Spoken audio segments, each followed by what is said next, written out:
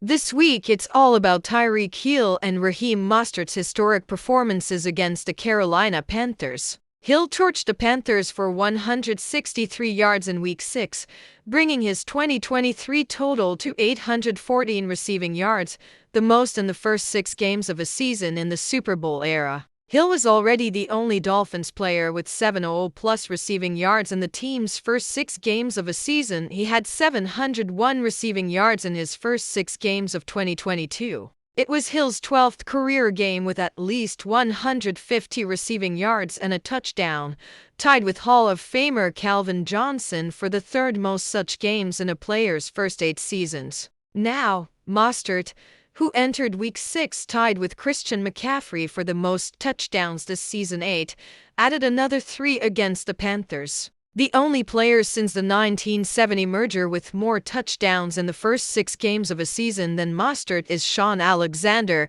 who scored 12 times through 6 games in 2005 en route to winning MVP. Mostert's career high in touchdowns entering this season was 10. Set in 2019 with the 49ers. He has already eclipsed that total. At age 31, Mostert is on pace to become the oldest player to lead the NFL in touchdowns outright in a season since Hall of Famer John Riggins in 1983. Also, a note on how well-balanced this Dolphins team has been.